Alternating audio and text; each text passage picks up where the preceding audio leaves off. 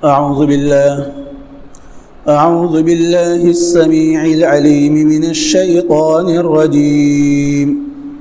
بسم الله الرحمن الرحيم. الحمد لله عدد خلقه ورضا نفسه وزنة عرشه ومداد كلماته. الحمد لله رب العالمين. اللهم صل على محمد صاحب المقام المحمود. اللهم صل على محمد صاحب اللواء المعقود. اللهم صل على محمد وأنزله المقعد المقرب عندك يوم القيامة. اللهم أخرجنا من ظلمات الوهم وأكرمنا بنور الفهم وافتح علينا أبواب علمك وخزائن رحمتك. سبحانك لا علم لنا إلا ما علمتنا إنك أنت العليم الحكيم. اللهم علمنا فهم القرآن وتأويله. أعوذ بالله من الشيطان الرجيم. بسم الله الرحمن الرحيم. قال فما خطبكم أيها المرسلون؟ قالوا إنا أرسلنا إلى قوم مجرمين لنرسل عليهم حجارة من طين مسومة عند ربك للمسرفين. فأخرجنا من كان فيها من المؤمنين فما وجدنا فيها غير بيت من المسلمين. صدق اللہ العظیم. اللہ تعالیٰ نے ارشاد فرمایا، قال ابراہیم علیہ السلام نے فرمایا، فما خطبکم، پس تمہاری کیا مہم ہے، ایھا المرسلون، اے بھیجے ہوئے فرشتوں. قالو، انہوں نے کہا، انا ارسلنا، بے شک ہم بھیجے گئے ہیں، الی قوم مجرمین، مجرم قوم، گنہگار قوم کی طرف، لنرسل علیہم، تاکہ ہم پھینکیں ان پر، حجارتاً، پتھر، من طین، گارے سے بنے ہوئے، مسومتاً، نشان لگے ہوئے، عند ربک، آپ کے رب کے ہاں، للمسرفین، حد سے گزرنے والوں کے لیے. فاخرجنا، پس ہم نے نکالا، من کان فیہا، جو اس بستی میں تھے، ان لوگوں کو جو اس بستی میں تھے، من المؤمنین، ایمان والوں میں سے. فما وجدنا فیہا، پس نہیں پایا ہم نے اس بستی میں، غیر بیت من المسلمین، مسلمانوں کے ایک گھر کے علاوہ. وترکنا فیہا، اور چھوڑی ہم نے اس بستی میں، آیتاً، نشانی، للذین، ان لوگوں کے لیے، یخافون العذاب العلیم، جو ڈرتے ہیں دردناک عذاب سے. صدق اللہ العظیم. محترم سامعین، قرآن کریم کا یہ 27واں پارہ ہے جو شروع ہوا، 27واں پارہ، اور 27ویں پارے میں سورہ ذاریات کی 31 سے لے کر 37 نمبر تک آیات ہیں. 7 آیات ہیں جس کی تلاوت اور ترجمہ آپ حضرات نے سنا. ان آیات سے پہلے گزشتہ آیات میں اس بات کا بیان تھا کہ حضرت ابراہیم علیہ السلام کے پاس چند معزز مہمان تشریف لائے، جن کی خدمت میں حضرت ابراہیم علیہ السلام نے بچھڑے کا گوشت بھون کر تل کر پیش کیا. مگر ان مہمانوں نے کھانے کے لیے ہاتھ آگے نہ بڑھائے۔ تو حضرت ابراہیم علیہ السلام پریشان ہو گئے، آپ کو ایک گونا تشویش ہو گئی کہ شاید یہ میرے پاس آئے ہوئے مہمان میرے دشمن ہیں۔ اس کی وجہ گزشتہ ہفتہ بیان کی گئی تھی کہ اس زمانے کا دستور یہ تھا کہ چور اور ڈاکو جو ہوتے تھے، چور اور ڈاکو اگر کسی کے گھر چوری کرتے، ڈکیت ڈالتے، تو وہاں پر کھانا نہیں کھاتے تھے۔ جس گھر چوری کرتے یا جس گھر ڈکیت ڈالتے اس گھر کا کھانا نہیں کھاتے، اور یہ کہتے تھے کہ ہمارے لیے انتہائی نمک حرامی کی بات ہوگی کہ ہم اسی کے گھر کا کھائیں اور انہی گھر میں ڈاکہ ڈالیں، انہی گھر میں کھانا کھائیں، انہی گھر چوری کریں۔ آپ سمجھ رہے ہیں اس زمانے کے چور اور ڈاکو بھی اتنے سیدھے، اتنے صحیح المزاج تھے، ان کو بھی اتنی سوجھ بوجھ تھی۔ تو جس کے گھر چوری کرنا ہوتا تھا، جس کے گھر ڈاکہ ڈالنا ہوتا تھا، اس کے گھر کھانا نہیں کھاتے۔ یہ علامت ہوتی تھی کہ آنے والے مہمان اچھے نیت سے نہیں آئے۔ اب حضرت ابراہیم علیہ السلام کے پاس جو مہمان آئے، حضرت ابراہیم علیہ السلام ان کے سامنے بچھڑے کا گوشت بھون کر تل کر لا کر پیش کیا، وہ کھا ہی نہیں رہے۔ فَأَوْجَسَ مِنْهُمْ خِيفَةً، حضرت ابراہیم علیہ السلام نے ان کی جانب سے ایک قسم کا ڈر، خوف محسوس کیا کہ ان کی نیت اچھی تو ہے، ان کی نیت بری تو نہیں، کھا نہیں رہے۔ اس پر مہمانوں نے کہا کہ ہم انسان نہیں ہیں، ہم تو فرشتے ہیں، ہم تو فرشتے ہیں، ہماری غذا روحانی ہے، جسمانی نہیں ہے۔ پھر جس مقصد کے لیے آئے تھے حضرت ابراہیم علیہ السلام کے پاس کہ آپ کو آپ کے ہاں فرزند ارجمند، لخت جگر، نور نظر، اور نہ صرف لخت جگر کے لخت جگر، بیٹے تو بیٹے کے ساتھ ساتھ پوتے کی پیدائش کی خوشخبری سنانے کے واسطے آئے تھے۔ تو مہمانوں نے ابراہیم علیہ السلام کو سمجھدار بچے کی خوشخبری دی۔ وَمِن وَرَاءِ اسحاق یعقوب، یہ یہاں پر نہیں سورہ ہود میں ہے کہ بیٹے کے ساتھ ساتھ پوتے کی بھی خوشخبری بھی دی کہ تمہارے یہاں بیٹا بھی پیدا ہو، بیٹے کے بعد پوتا پیدا ہو۔ حضرت ابراہیم علیہ السلام نے فرمایا کہ خوشخبری دینے کے لیے تو ایک ہی فرشتہ کافی تھا، یہ اچھی خاصی جماعت محض خوشخبری سنانے کے لیے نہیں آئی، اس لیے کہ یہ جو فرشتے آئے تھے حضرت ابراہیم علیہ السلام کے پاس، ان کی تعداد کم سے کم 3 لکھی ہے، جبرائیل، میکائیل، اسرافیل، 3 تو اس سے زیادہ بھی ہے۔ بعض مفسرین نے لکھا ہے کہ 6 تھے، بعض نے لکھا ہے 9 تھے، اور بعض نے 12 تک لکھا ہے، 12 میں۔ اس پر حضرت ابراہیم علیہ السلام نے فرمایا کہ اگر خوشخبری ہی سنانا تھا تو ایک آدمی کافی تھا خوشخبری سنانے کے لیے، اتنے سارے لوگوں کی جمعیت خوشخبری سنانے کے لیے بات سمجھ میں نہیں آئی۔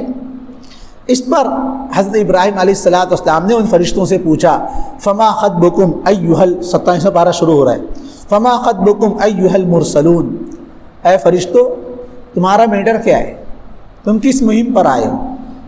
جی اے بھیجے ہوئے فرشتوں، خوشخبری تو ایک فرشتہ بھی دے سکتا تھا، یہ اچھی خاصی جماعت کس مقصد کے لیے آئی ہے، وہ مقصد اور کام کیا ہے؟ قالوا، فرشتوں نے کہا، انا ارسلنا الی قوم مجرمین، فرشتوں نے کہا بے شک ہم بھیجے گئے ہیں ایک مجرم قوم کی طرف، ایک گنہگار، ایک پاپی قوم کی طرف۔ اور وہ پاپی قوم کون سی ہیں؟ گزشتہ ہفتہ بھی میں نے درس ختم کرتے کرتے بتلا دیا تھا کہ اصلاً یہ فرشتے بھیجے گئے ہیں قوم لوط کی جانب عذاب لے کر کے۔ وہ مجرم قوم لوط علیہ السلام کی قوم تھی جو صدوم کے علاقے میں بستی تھی۔ صدوم بستی اور دمشق کے درمیان کافی فاصلہ تھا۔ جی تو حضرت لوط علیہ السلام کی جانب ان فرشتوں کو بھیجا گیا تھا۔ گزشتہ ہفتہ درس قرآن میں درمیان میں نے بتلایا تھا کہ حضرت لوط علیہ السلام حضرت ابراہیم علیہ السلام کے بھتیجے تھے، اور جن چند لوگوں نے حضرت ابراہیم علیہ السلام کے دست حق پرست پر اسلام قبول کیا ان میں آپ کی بیوی اور آپ کے بھتیجے حضرت لوط علیہ السلام آپ کے حضرت ابراہیم کے بھائی ہاران کے بیٹے تھے۔ اللہ تعالیٰ نے ان کو قوم صدوم، بستی صدوم کی جانب نبی بنا کر بھیجا تھا۔ آگے واقعہ آ رہا ہے کہ اس قوم کا سب سے بڑا، سب سے گھناؤنا گناہ اور جرم کیا تھا، جس جرم کی پاداش میں اس قوم کی جانب فرشتوں عذاب لے کر بھیجا گیا۔ یہاں پر اس کا تذکرہ نہیں ہے، دوسری آیات میں قرآن کریم نے اس کا تذکرہ کیا، اتأتون الذکران من العالمین۔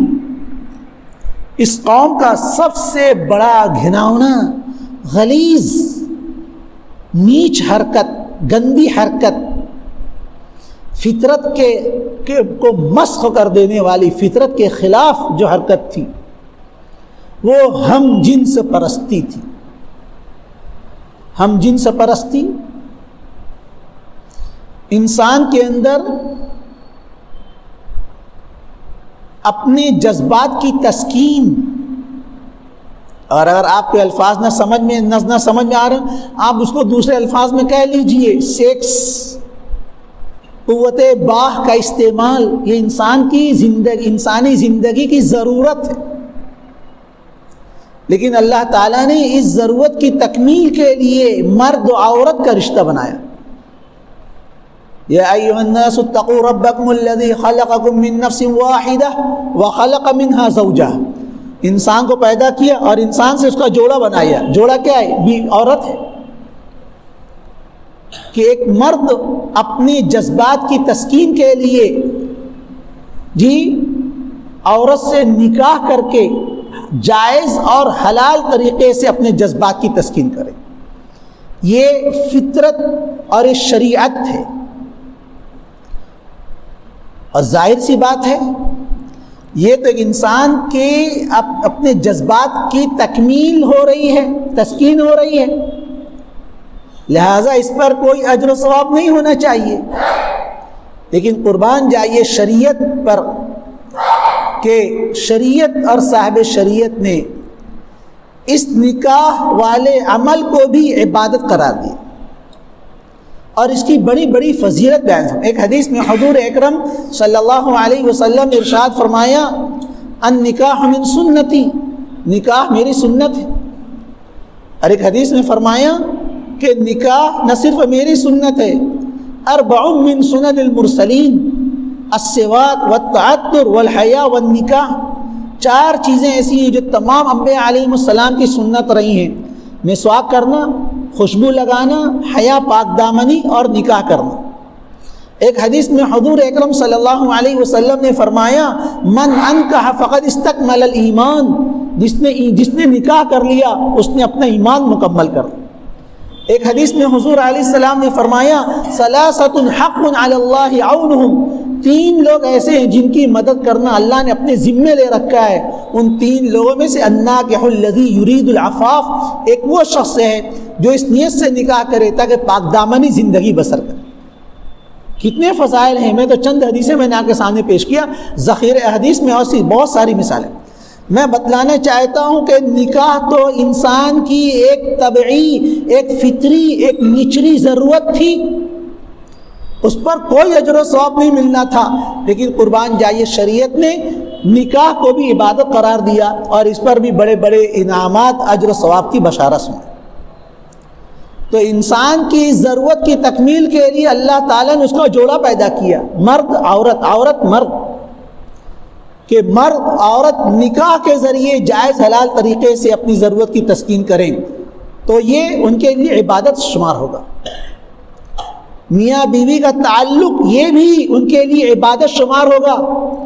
حضور علیہ السلام نے جب یہ حدیث بیان فرمائی کہ میاں بیوی آپس میں تعلق قائم کرتے ہیں تو یہ ان کے لیے ثواب لکھا جاتا ہے۔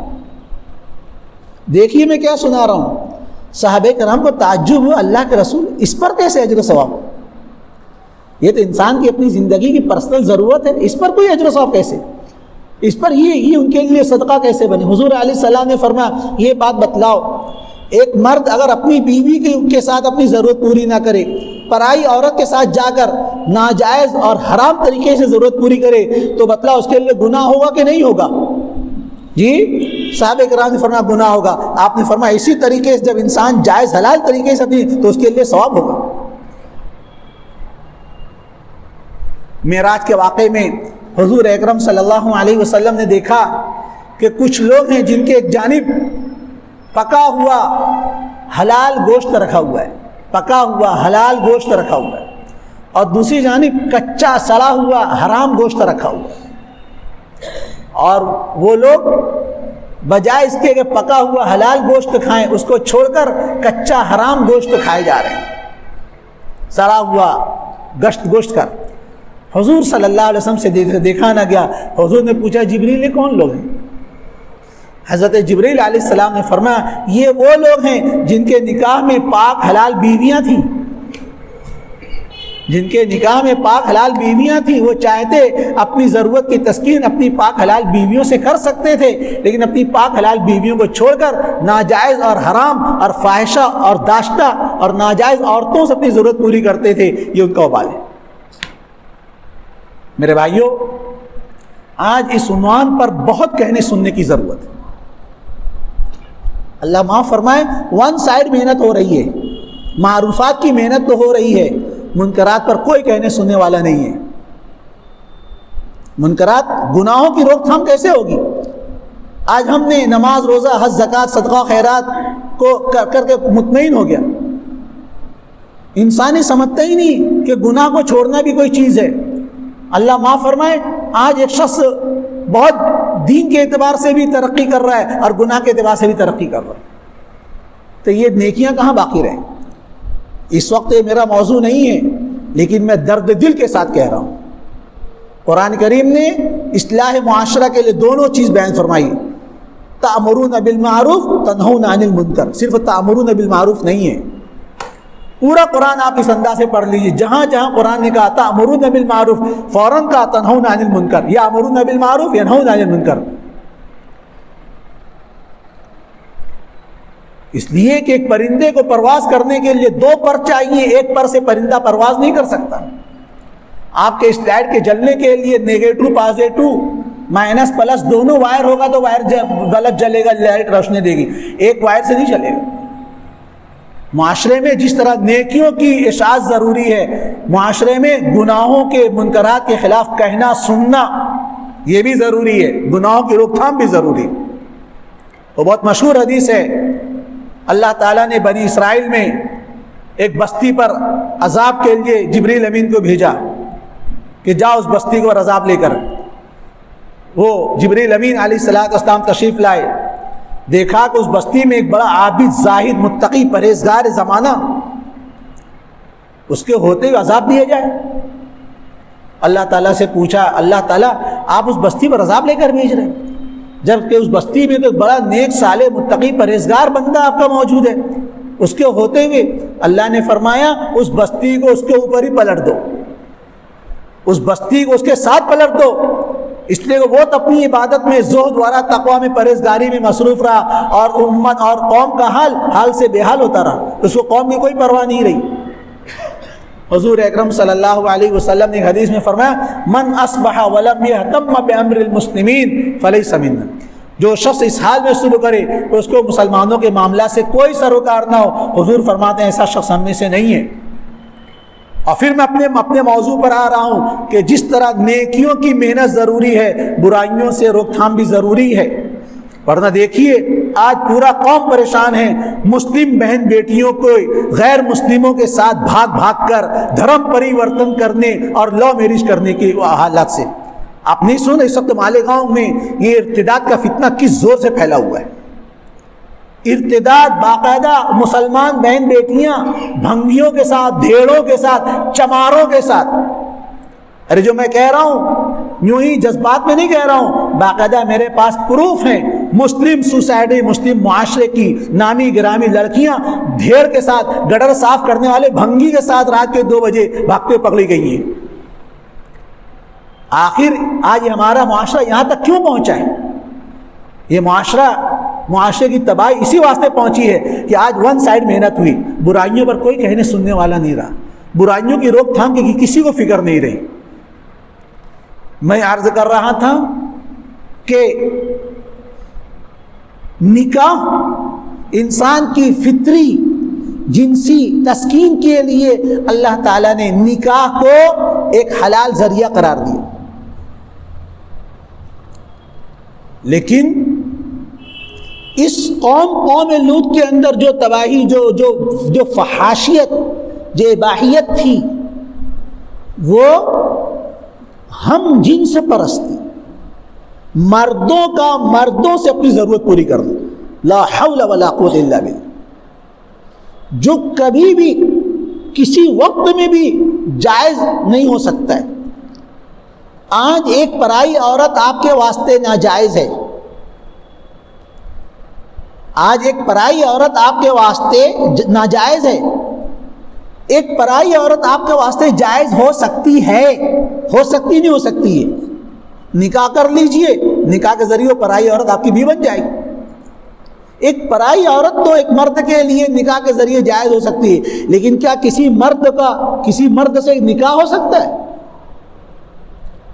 یہی وہ بات ہے جو میں کہہ رہا ہوں کہ یہ جو ہم جنس پرستی تھی، یہ تو کبھی بھی جائز نہیں ہو سکتی۔ قوم لوط کے اندر یہی خرابی تھی، ہم جنس پرستی۔ اور میرے پاس وقت محدود ہے، ورنہ میں بتلاتا کہ آج جس چیز کو شریعت نے اس قدر غلیظ، ناپاک، حرام قرار دیا تھا، آج دنیا کی اپ ٹو ڈیٹ ترقی یافتہ قومیں باقاعدہ احتجاج کر رہی ہیں کہ ہم کو مردوں سے شادی کرنے کی اجازت دی جائے۔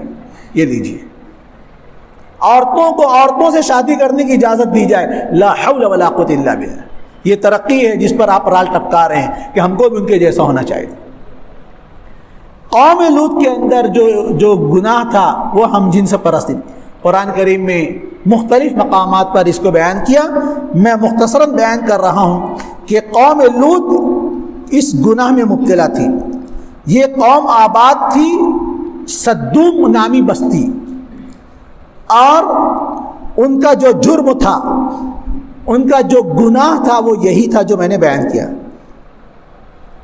حضرت لوط علیہ السلام نے جب ان کو سمجھایا تو بجائے سمجھانے کے ناصحہ مت کر نصیحت، دل میرا گھبرائے ہے، میں اسے سمجھوں ہوں دشمن جو مجھے سمجھائے ہے۔ کہنے لگے یا لوط لئن لم تنتہی لتکونن من المخرجین، اے لوط یہ سب بات ہم سے مت کرو، اگر تم یہ سب بات ہم سے کرو گے تو ہم تم کو بستی سے باہر، بلکہ بات کہا اخرجوہم من قریتکم انہم اناس یتطہرون۔ ارے لوط کو اپنی بستی سے باہر نکال دو، یہ بہت پارسا بن رہے ہیں، آپ کی زبان میں کہہ رہے ہیں انہم اناس یتطہرون، بہت پارسا بن رہے ہیں۔ سوچیے نبی کے دل پر کیا گزرتی ہو۔ یہ 27واں پارہ ہے۔ اس واقعے کو قرآن کریم کے 14ویں پارے میں سورہ حجر میں بھی بیان کیا گیا کہ جب فرشتے اس بستی پر عذاب لے کر کے آئے ہیں۔ گزشتہ ہفتہ درس قرآن میں نے بیان کیا تھا کہ جب حضرت ابراہیم علیہ السلام کے پاس جب فرشتے آئے تھے تو 60 سال 70 سال کے عمر کے انسانوں میں، انسانی شکل و صورت میں آئے تھے۔ پنکھا بند کر دو بھائی، پنکھا نہیں چل رہا۔ اور ایک بات سمجھ لی جنرل نالج کے طور پر، فرشتوں کا انسانی شکل و صورت میں آنا بہتیرے مرتبہ ثابت ہے۔ اب سنیے، دھیان دیجیے میں کیا بتلا رہا ہوں۔ حضرت ابراہیم علیہ السلام کے پاس جب یہ فرشتے آئے تھے انسانی شکل و صورت میں آئے تھے، لیکن اس وقت 60 سال 65 سال 70 سال کی عمر کے انسانوں میں آئے تھے۔ ہو گئی بات؟ یہی فرشتے جب حضرت لوط کے یہاں آئے ہیں تو 12 14 سال 15 سال کے چھوکروں کی شکل میں آئے ہیں۔ سمجھو میں کیا کہہ رہا ہوں میں، کیوں؟ ان کے لیے امتحان تھا۔ یہ ایسے نوجوان جی بغیر داڑھی ریش کے امرد چھوکروں کے پیچھے لڑکوں کے پیچھے بھاگتے تھے اپنی خواہش پوری کرنے واسطے. ان کے امتحان کے لیے فرشتوں کو ان کے پاس جو بھیجا گیا تھا وہ 60 سال 70 سال کی عمر میں نہیں بھیجا گیا تھا, 12-15 سال کے چھوکروں کی شکل میں بھیجا گیا تھا. اب جب فرشتے حضرت لوط کے یہاں آئے تو قرآن کریم اس منظر کی عکاسی کرتا ہے وَجَاءَهُ قَوْمُهُ يُهْرَعُونَ إِلَيْهِ. جب قوم کے لوگوں کو, ان جنونی دیوانوں کو معلوم پڑا کہ لوط کے ہاں حسین جمیل چکنے نوجوان لڑکے لوگ آئے, چھوکرے آئے ہیں, تو بھاگتے ہوئے آئے وَجَاءَهُ قَوْمُهُ يُهْرَعُونَ إِلَيْهِ. اب حضرت لوط کو فکر پڑ گئی, اللہ یہ تو میرے مہمان ہیں, خدا نہ خواستہ ہے یہ جنونی لوگ اگر میرے مہمانوں کے ساتھ دست درازی کریں گے, کوئی غلط حرکت کریں گے تو میری کیا عزت رہ جائے گی. وَجَاءَهُ قَوْمُهُ يُهْرَعُونَ إِلَيْهِ قَالَ يَا قَوْمِ هَؤُلَاءِ بَنَاتِي هُنَّ أَطْهَرُ لَكُمْ فَاتَّقُوا اللَّهَ وَلَا تُخْزُونِي فِي ضَيْفِي. ان سوچئے حضرت لوط علیہ السلام کی قسم پرسی کا اندازہ لگائیے.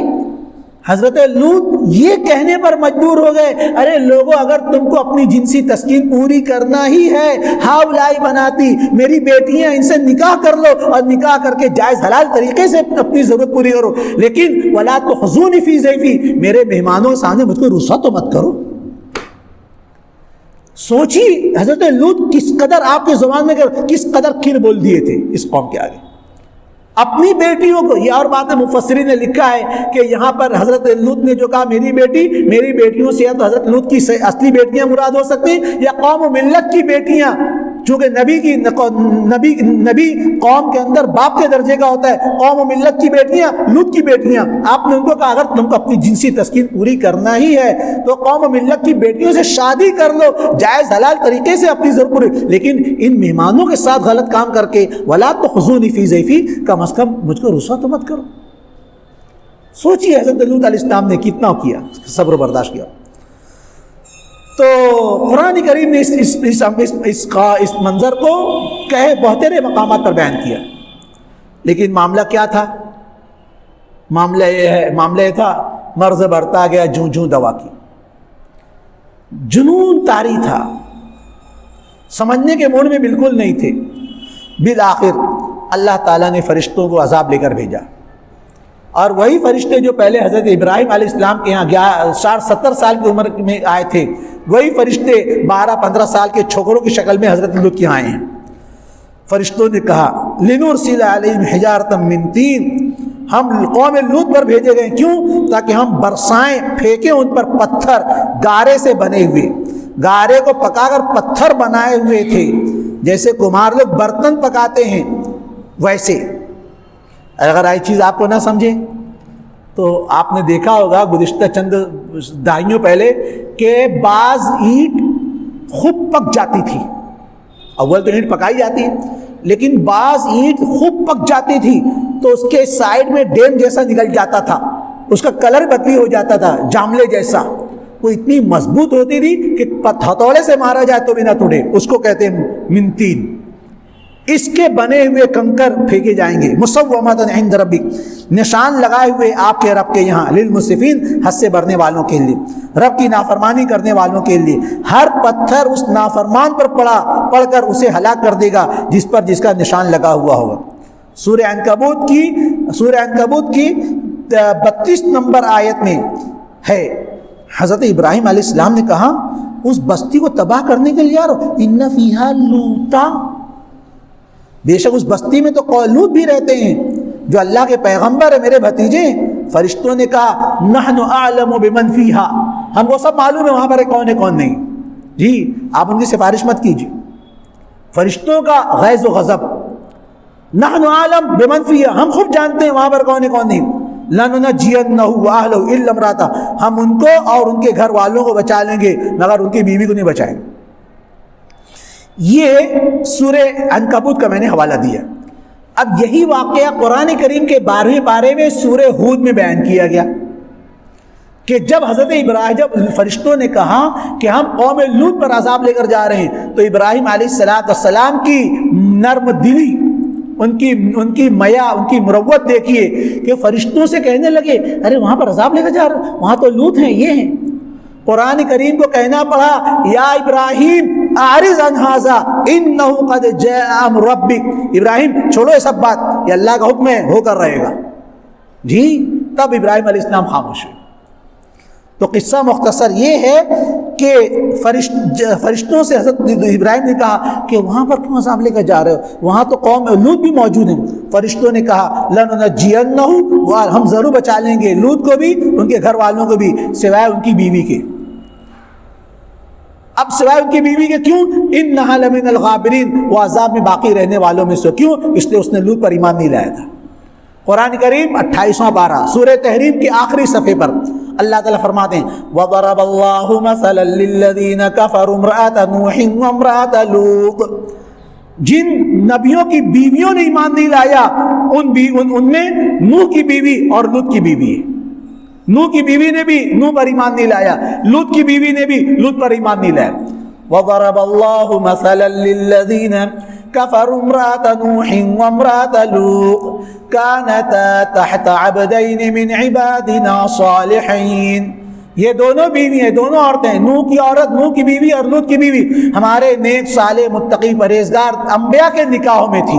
فَخَانَتَاهُمَا، لیکن انہوں نے اپنے شوہروں کے ساتھ خیانت کی، نبیوں پر، اپنے شوہروں پر ایمان نہیں لایا۔ فَلَمْ يُغْنِيَ عَنْهُمَا مِنَ اللَّهِ شَيْئًا، بس ان کے شوہر ان کو اللہ کے عذاب سے نہیں بچا سکے۔ میرے بھائیوں، اللہ کے یہاں حسب نسب نہیں چلتا، اللہ کے یہاں رشتہ داری نہیں چلتی، اللہ کے یہاں تو اعمال چلتے ہیں۔ اگر اعمال نہیں ہیں تو پھر نبی کا باپ ہونا، نبی کا اپنے باپ کو نہیں بچا سکتا، نبی اپنی بیویوں کو نہیں بچا سکتا، نبی اپنے بیٹے کو نہیں بچا سکتا، نبی اپنے چچا کو نہیں بچا سکتا۔ اللہ کے ہاں تو حسب نسب نہیں چلتا، اللہ کے ہاں تو حضور علیہ السلام نے فرمایا من بطأ به عمله لم يسرع به نسبه، جس شخص کو اس کی بدعمالیاں پیچھے کر دیں گی اس کا اونچا حسب نسب والا ہونا اس کو آگے نہیں کر سکتا۔ چنانچہ کیا ہوا، اللہ تعالیٰ نے اس قوم پر 4 قسم کے عذاب نازل فرمائے، قوم لوط کے اوپر 4 قسم کے عذاب، اور چاروں کا ذکر قرآن پاک میں مذکور ہے۔ ایک عذاب کا ذکر تو یہاں ہے، کیا؟ لِنُرْسِلَ عَلَيْهِمْ حِجَارَةً مِّن طِينٍ، کہ ہم ان پر پتھر پھینکیں گے۔ اور دوسرے عذاب کا ذکر سورہ قمر میں ہے، فَطَمَسْنَا أَعْيُنَهُمْ، ہم نے مٹا دی ان کی آنکھیں ایک لمحے میں۔ کیا مطلب؟ وہ سب کے سب اندھے ہو گئے۔ یہ دوسرے عذاب کا ذکر سورہ قمر میں۔ تیسرے عذاب کا ذکر سورہ ہجر کی آیت نمبر 73 میں، فَأَخَذَتْهُمُ الصَّيْحَةُ مُشْرِقِينَ، پکڑ لیا ان کو ایک چیخ نے صبح ہوتے ہوتے۔ یہ چیخ کیا تھی؟ حضرت جبرائیل علیہ السلام نے ایک ڈراؤنی آواز نکالی، ایک چیخ، ایک آواز نکالی جس سے ان کے کلیجے دہل گئے، پھٹ گئے۔ یہ تیسرا عذاب۔ اور چوتھے عذاب کا ذکر سورہ ہجر کی آیت نمبر 74 میں ہے، اور سورہ ہود کی آیت نمبر 82 میں ہے، فَجَعَلْنَا عَالِيَهَا سَافِلَهَا، ہم نے کر دیا ان بستیوں کے اوپر والے حصے کو نچلا حصہ۔ اس طرح ان جو آیات کا حوالہ میں نے دیا اس کو ملا لیجئے تو معلوم ہوتا ہے اس قوم پر 4 قسم کے عذاب نازل فرمائے گئے۔ فرمایا فَأَخْرَجْنَا مَنْ كَانَ فِيهَا مِنَ الْمُؤْمِنِينَ، ہم نے نکالا اس صدوم بستی میں سے ان لوگوں کو جو ایمان والے تھے، ان کو بچا لیا۔ حضرت لوط علیہ السلام ان کی 2 یتیم بیٹیاں اور چند ساتھی اور تھے۔ بیوی ایمان نہیں لائی۔ لوط علیہ السلام نے اپنی بیوی سے کہا کلمہ پڑھ لو اور ہمارے ساتھ چلو۔ اس نے کہا مجھے تیرے کلمے کی ضرورت نہیں ہے۔ اچھا، ضرورت نہیں ہے؟ بڑا عجیب منظر تھا۔ بیٹیوں نے منت سماجت کی، پاؤں پکڑ لیے کہ اماں جان کلمہ پڑھ لو، ہمارے ساتھ چلو، عذاب سے بچ جاؤ گے۔ مگر اس ہٹ دھرم، اس ضدی مزاج عورت نے کہا میں دھڑا نہیں چھوڑنا۔ اللہ تعالیٰ برے دھڑے سے بچائے، تباہ ہو گئی، کچھ نہیں بچا۔ اللہ فرما رہے ہیں فما وجدنا فیہا غیر بیت من المسلمین، بس نہیں پایا ہم نے اس بستی میں مسلمانوں کے ایک گھر کے علاوہ، ایک بڑی حویلی تھی، اس میں کمرے تھے، ایک کمرے میں لوط علیہ السلام رہتے تھے اور باقی جو 10-15 مومن تھے وہ علیحدہ علیحدہ کمروں میں رہتے تھے، گھر ایک ہی تھا۔ تو فرمایا نہیں پایا ہم نے اس بستی میں سوائے ایک گھر کے مسلمانوں کی، وَتَرَكْنَا فِيهَا آيَةً، چھوڑ دیا ہم نے اس بستی میں نشانی، لِلَّذِينَ يَخَافُونَ، ان لوگوں کے لیے جو خوف کھاتے ہیں، العذاب العلیم، دردناک عذاب سے۔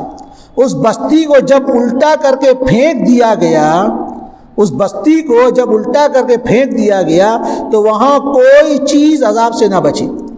آج کل کے جغرافیے میں اس علاقے کا نام بحر میت ہے، بحر میت، میت یعنی مردار سمندر۔ آپ سیاہ، اس مٹی کی شکل ہی کچھ اور ہے۔ حضرت ابراہیم علیہ السلام کے قصے میں اللہ حضرت ابراہیم اور حضرت لوط علیہ السلام کے قصے کی قوم کی تباہی کو اللہ تعالیٰ ان آیات کریمہ میں بیان فرما رہے ہیں۔ اور آخری بات جو میں بتلانا چاہتا ہوں کہ اس قوم کے اوپر جو سب سے زیادہ سخت نام، بھائی سب سے پہلی بات تو یہ تھی کہ فَطَمَسْنَا أَعْيُنَهُمْ، ان کی آنکھوں کو مٹا دیا گیا، وہ اندھے بنا دیے گئے، کافی تھا؟ نہیں، ان کا جرم اس سے زیادہ بڑا ہوا۔ فَأَخَذَتْهُمُ الصَّيْحَةُ مُشْرِقِينَ، ایک چیخ نے آ کر ان کو پکڑ لیا، جبریل امین کی چیخ نے، سب کے سب مر گئے۔ اور قرآن کریم نے اس منظر کے کاسی کأن لم یغن، ایسے مرے جاسمین، اوندھے منہ گھیر کے مرے، جاسمین سب پڑ گئے، مر گئے۔ چھوڑ دو، نہیں رہتی دنیا تک کے لوگوں کو بتلانا تھا اس گھناؤنی، اس فعل شنی حرکت کا ارتکاب اللہ کے نزدیک کس قدر جرم ہے۔ اب پوری بستی کو زمین کے ساتھ اٹھایا گیا ہے، زمین کے ساتھ، جسے آپ کہتے ہیں پینڈے کے ساتھ، آپ کی فہمائش کے لیے کہہ رہا ہوں، پوری زمین کو زمین کے ساتھ اٹھایا گیا۔ جبریل امین نے اپنے برق، اپنے بازو کا معمولی حصہ ٹچ کیا، اتنی طاقت، ذو قوت عند ذی العرش مکین، یہ پوری بستی اس قدر بلندی تک پہنچی، اس قدر بلندی تک پہنچی کہ پہلے آسمان والے فرشتوں نے اس بستی کے جانوروں کی آواز تک سنی، اتنی بلندی تک۔ میں بلندی کا تذکرہ یوں ہی نہیں کہہ رہا ہوں، میں یہاں پر میں میرے استاذ مولانا محفوظ الرحمان صاحب رحمۃ اللہ علیہ کا ملفوظ سنانا چاہتا ہوں۔ حضرت الاستاذ فرمایا کرتے تھے کہ جو شخص جتنی بلندی سے گرتا ہے اتنی زیادہ چوٹ اور اس کی زیادہ اس کو مار آتی، یہ سنانے واسطے اتنی بلندی تک پوری بستی کو لے کر جایا گیا۔ اب وہاں تک لے جانے کے بعد اس کو سیدھا نہیں چھوڑا گیا، اس طرح لے کر جا کر یوں ہی نہیں چھوڑ دیا گیا، بلکہ اس کو پلٹا گیا اور پٹک دیا گیا۔ فَجَعَلْنَا عَالِيَهَا سَافِلَةً، نچلا حصہ اوپر، اوپر کا حصہ نیچے، جس کو ہم کہتے ہیں پلٹ دیا، اور پلٹ کر پٹک دیا۔ مر گئے مردود، پھاتے نہ درود؟ نہیں، ابھی رک جاؤ، رہتی دنیا تک اس فعل بد کا ارتکاب کرنے والوں کو انجام بتلانا ہے۔ ٹھیک ہے آج اسلامی حکومت نہیں ہے، اگر اسلامی حکومت ہوتی تو اس فعل بد کے وَاللَّذَانِ يَأْتِيَانِهَا مِنْكُمْ فَآذُوهُمَا، اس قرآن کریم کے سورہ نساء کی اس آیت کو پڑھیے۔ ہم جنس پرستی، مردوں کا مردوں سے اپنی تسکین پوری کرنا، غلط کام کرنا اللہ کی نظر میں اور لوگوں کی نظر میں اس قدر مبغوض اور پسندیدہ ہے کہ بعض لوگوں نے فرمایا کہ اقتلوا الفاعل والمفعول، فاعل اور مفعول دونوں کو قتل کر ڈالو۔ بعض لوگوں نے فرمایا نہیں، ان کی سزا یہ نہیں ہے، ان کی سزا یہ ہے کہ ان کو سخت بدبودار کمرے میں بند کر دو جس کی گھٹن سے یہ مر جائیں۔ بعض لوگوں نے کہا نہیں، ان کو پہاڑ کی چوٹی پر لے کر جاؤ اور وہاں سے ڈھکیل دو تاکہ گر کر مر جائیں۔ آپ دیکھ رہے ہیں، اور یہ جو اقوال میں نقل کر رہا ہوں یہ مختلف صحابہ کرام کے اقوال ہیں، اس لیے بیان کر رہا ہوں تاکہ اس فعل بد، اس گندے فعل کی قباحت اور شناعت لوگوں کے سامنے معلوم ہو، اور میں اس لیے زور دے کر بیان کر رہا ہوں، اللہ معاف فرمائے، سمجھ عطا فرمائے۔ آج امت مسلمہ، مسلم معاشرے کے بہت سارے نوجوان جن کو اللہ نے مرد پیدا کیا، لیکن وہ دو پیسے کی لالچ میں اپنے ہاتھوں سے اپنے آپ کو زنخے بنا رہے ہیں۔ میں اس سے گھیرا لفظ نہیں استعمال کر سکتا اس لیے کہ مسجد ہے، لیکن زنخے جو میں کہہ رہا ہوں آپ سمجھنے کی کوشش کیجئے، وہ نہ ہی نشی، تیسری مخلوق، اگر مرد ہے تو ہی ہے، عورت ہے تو شی ہے، لیکن نہ ہی میں رہنا پسند کرتے ہیں، نشی میں تیسری مخلوق بن رہے ہیں، حالانکہ اللہ نے ان کو مرد بنائے۔ آج باقاعدہ مسلم معاشرے کے بہت سارے ایسے نوجوان ہیں جو دھندے کے طور پر اپنے آپ کو زنخے بنا کر کے باقاعدہ یہ کام کر رہے ہیں، کرائے جا رہے ہیں۔ اس معاشرے کو قوم لوط کی سزا کو سنانے کی ضرورت ہے تاکہ ان کے دلوں میں خدا کا ڈر خوف پیدا ہو، عذاب کا ڈر خوف پیدا ہو، اور وہ ان گھناؤنے، ان غلیظ، ان گندے کاموں سے وہ توبہ کریں۔ یہی وہ بات ہے جو میں کہہ رہا تھا کہ نیکیوں کے ساتھ ساتھ برائیوں کی روک تھام بھی ضروری، اسی طرف میرا اشارہ تھا۔